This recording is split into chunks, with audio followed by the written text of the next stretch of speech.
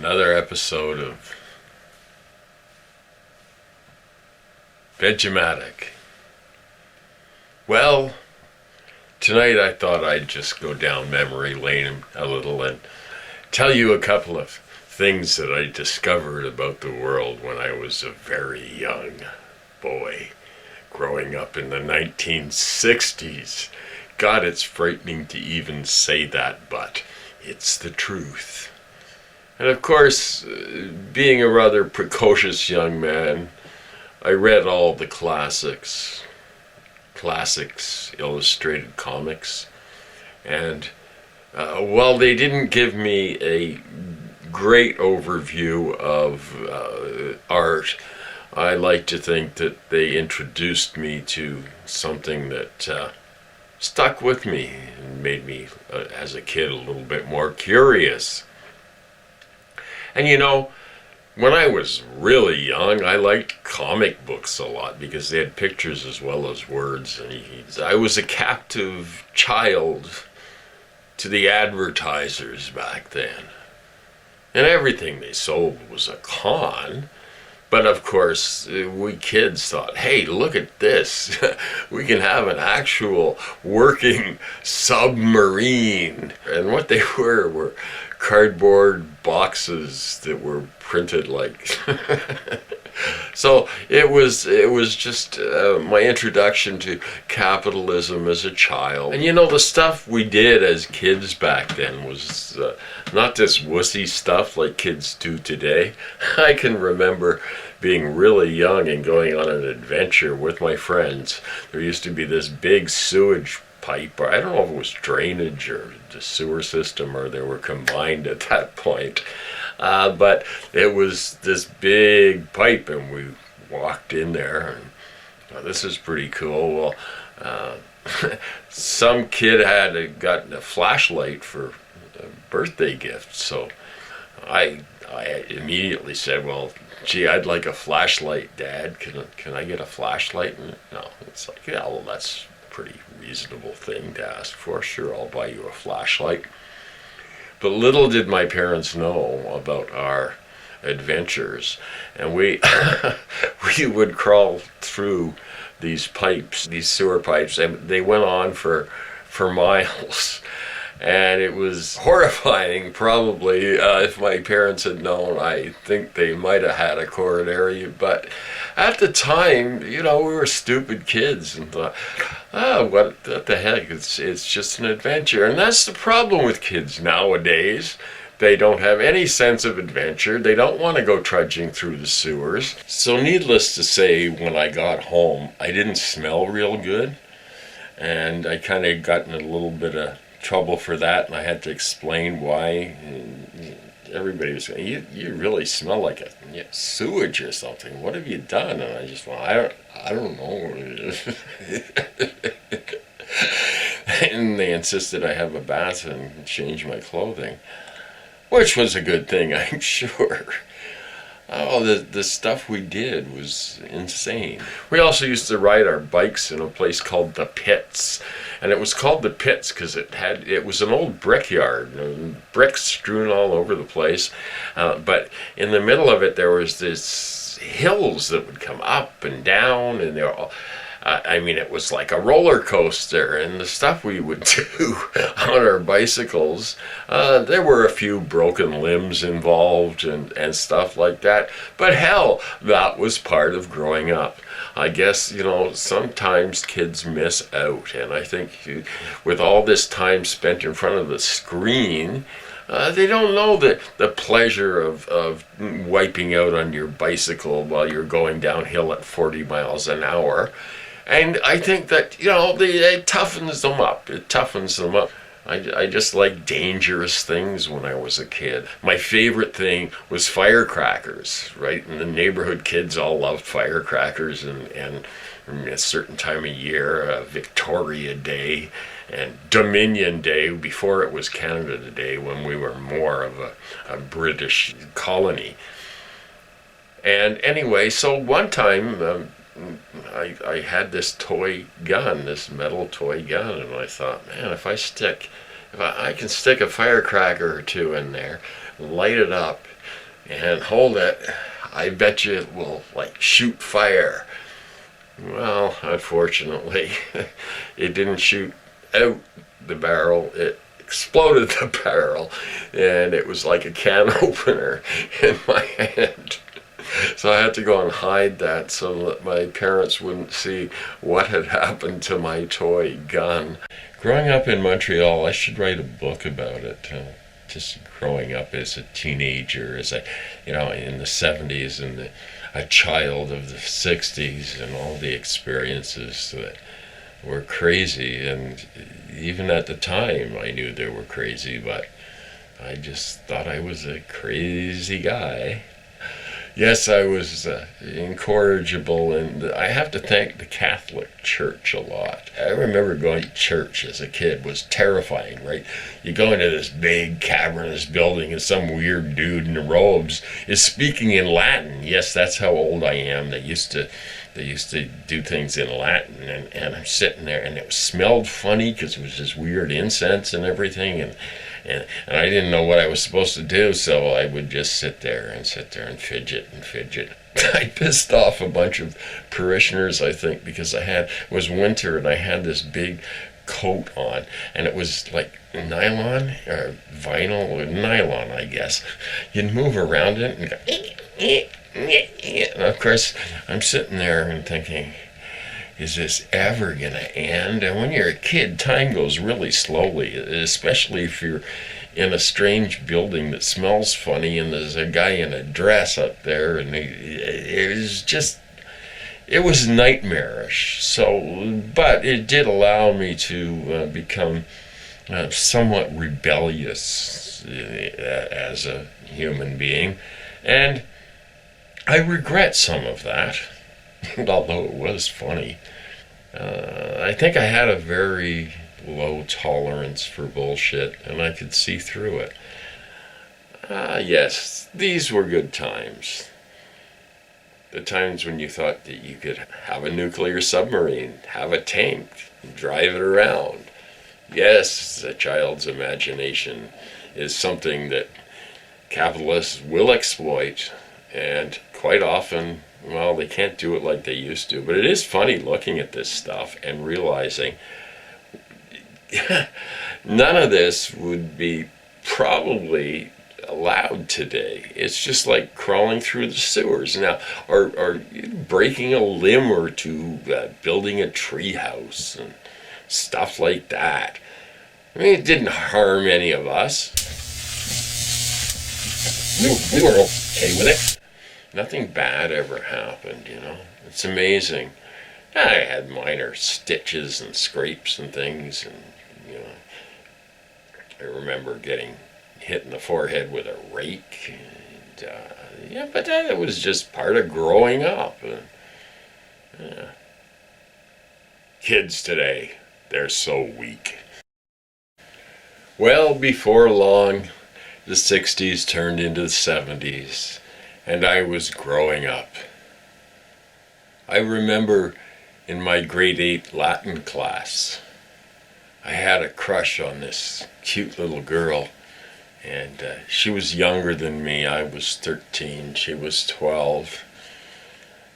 But the romantic feelings in my heart swelled as I gazed upon her loveliness across the room. And I swore right then and there,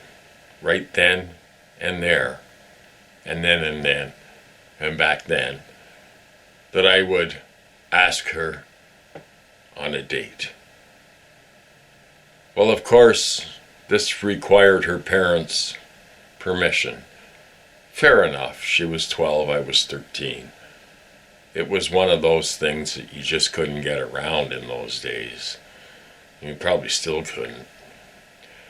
And her parents would have never allowed it had they known the evil thoughts that I held inside.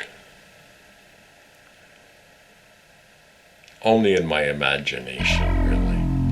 Because I had imagined having love affairs with Ginger from Gilligan's Island.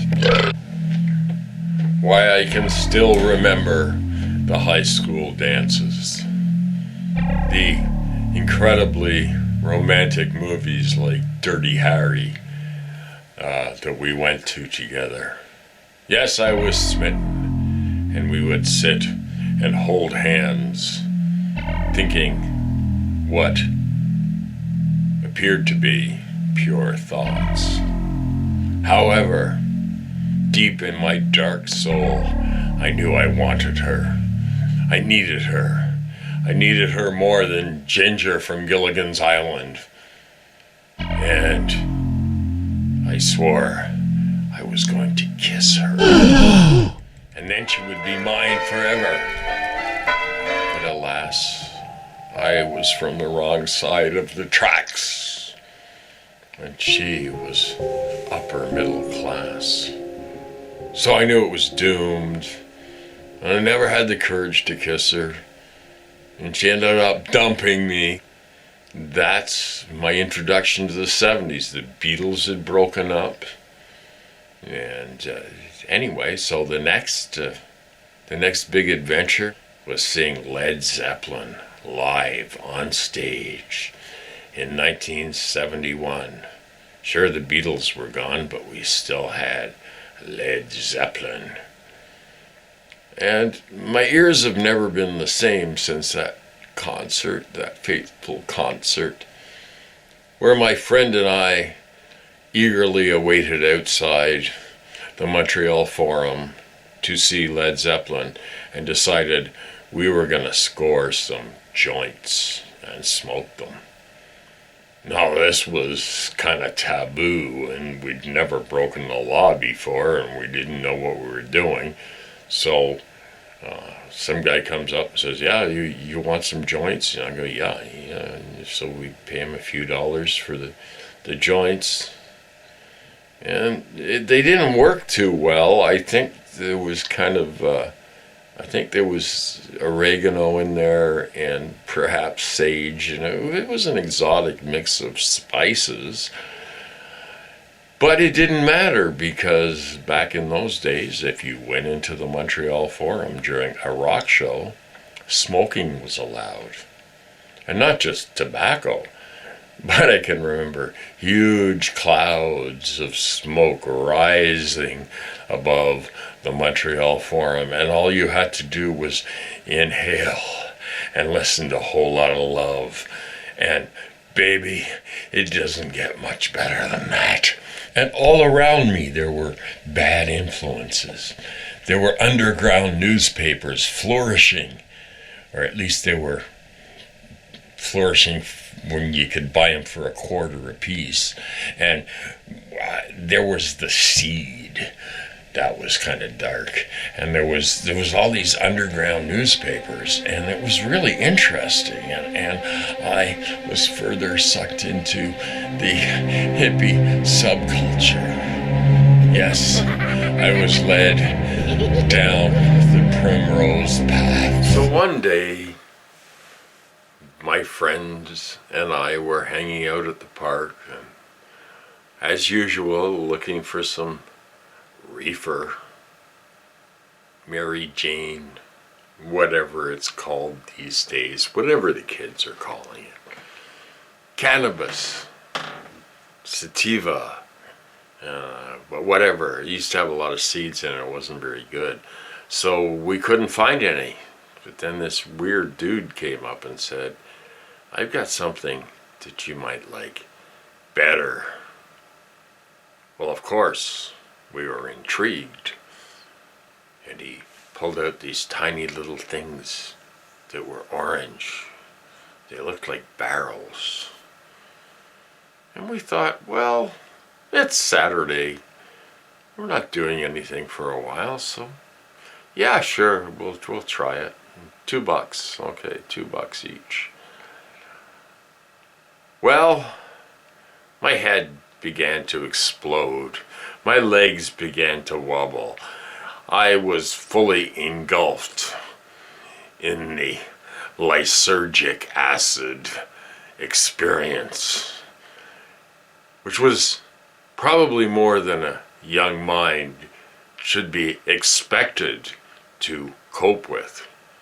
However, I began laughing hysterically, and we walked. We walked miles. And we walked by the local high school where we heard guitars playing. And we wandered in there. And I don't know, Timothy Leary was a whack job, but there's something there, right? So I went into this auditorium where these guys were, wanking away on their guitars. And I thought, I know how to play guitar.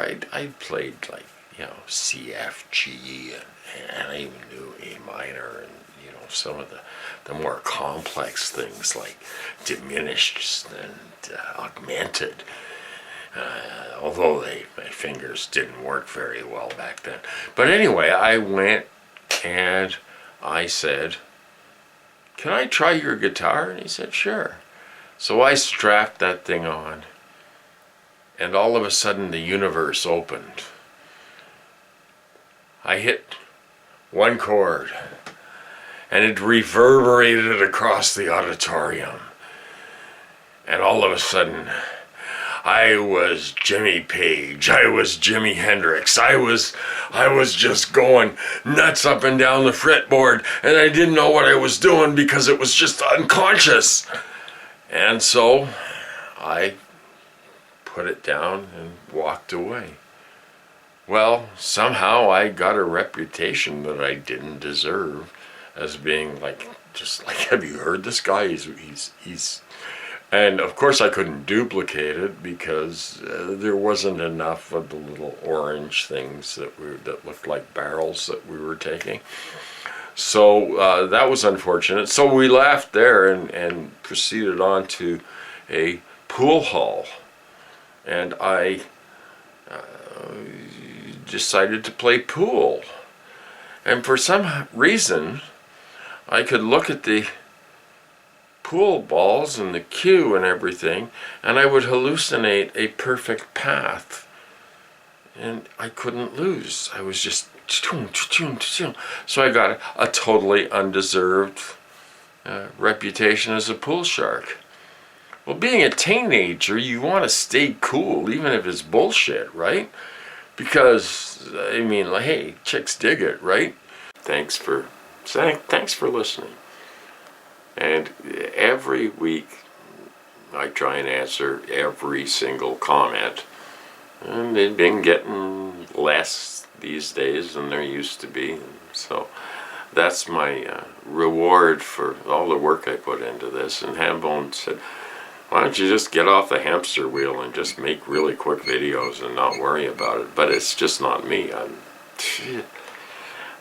used to doing things creatively and building things and painting things and playing things, and it's just, yeah.